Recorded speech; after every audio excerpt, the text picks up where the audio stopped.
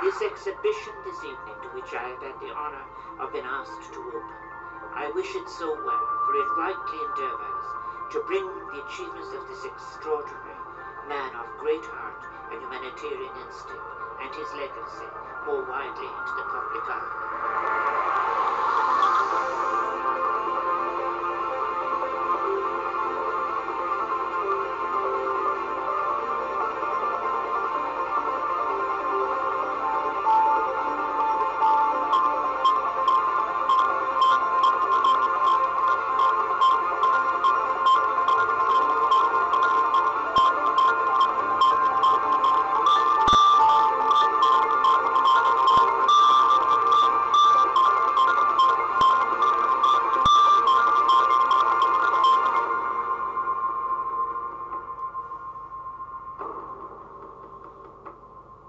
Hello and welcome everyone. My name is Urszula Lang. My task today is to tell you about the Strzelecki exhibition, which comes all the way from Ireland. It was opened on the 13th of May 2019 by Irish President Michael Higgins. The fact that the exhibition was opened by President Higgins testifies to its significance. It is significant because it is about a man who helped to save not 200, but more than 200,000 Irish children from starvation. Strzelecki's humanitarian deeds, aiding the Irish people at the time of their need during the Great Hunger, were well known in that era. Strzelecki, however, has universally and predominantly been known as a great explorer in Australia. He covered over 11,000 kilometres on foot, hauling a 20-kilogram backpack of scientific instruments while researching the mineralogy, geology, paleontology and climate of New South Wales and Van Diemen's Land, 4 major expeditions in Australia. Sadly, with the passage of time, Strzelecki's humanitarian side of saving countless Irish lives has all but been forgotten. This began to change recently when this period of Irish history came back into focus. This exhibition, together with several other recent developments, are restoring Strzelecki's kindness into living memory. In October 2013, Professor Christine Keneally, a historian, author, and the world's leading expert on the Irish Famine, featured Paul Edmund Strzelecki in her book, Charity and the Great Hunger in Ireland, The Kindness of Strangers. Professor Keneally also dedicated a whole chapter about Strzelecki in another book entitled Omeo, History and Society, as well as giving several talks and radio interviews about this great humanitarian, stating that he deserved to be honoured with a monument. In Australia, Kosciuszko Heritage Inc. in 2012 published the booklet, The Best of Human Nature, Strzelecki's humanitarian work in Ireland, supported later with a DVD about the story. In 2014, the Irish government established an official website entitled Heroes of the Great Irish Famine. Paul Edmund Strzelecki was one of the inductees. In 2015, a plaque honouring Strzelecki was unveiled at his former headquarters in Dublin.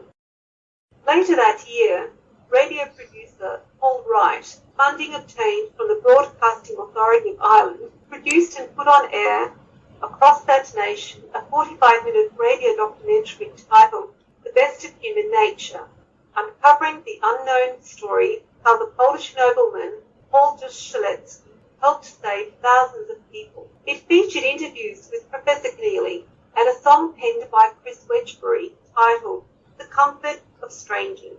In 2018, a second plaque honouring Strzelecki was unveiled at Clifton, where Strzelecki saved many children from starvation.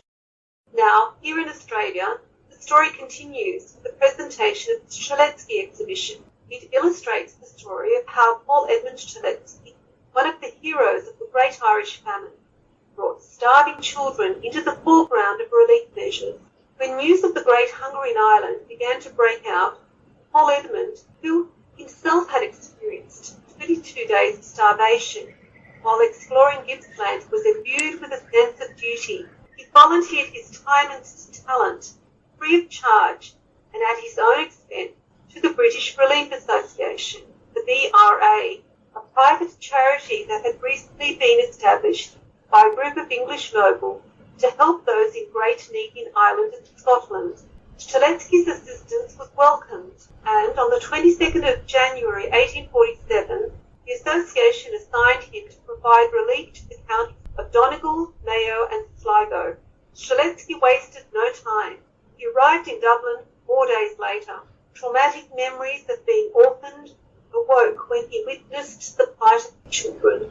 His father had died when he was 4, his mother when he was 10. Filled with empathy for the plight of the Irish children, Strzelecki devised an innovative system of feeding and clothing them through the schools. When his plan was applied to the 27 Irish Union, in which starvation was most severe, the scheme at its peak fed and clothed 201,427 children of all religious denominations every day. Strzelecki contracted typhus in March 1847 in the course of undertaking his charitable work. Although he continued to suffer ill effects for the rest of his life, his humanitarian efforts in Ireland continued unabated.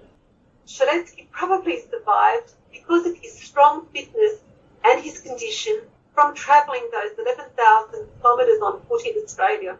Perhaps historian Professor Christine Neely said it best when she stated that in the 21st century, Strzelecki, a Polish nobleman with no connection to Ireland, perhaps more than any other individual, personified a spirit of selflessness and sacrifice that had helped to save an untold number of Irish lives.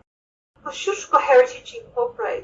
hopes that viewers of the Strzelecki exhibition will embrace Paul Edmund into their heart for helping to save over 200,000 Irish children from starvation, especially since it is estimated that about 30% of the Australian people have Irish heritage to some degree.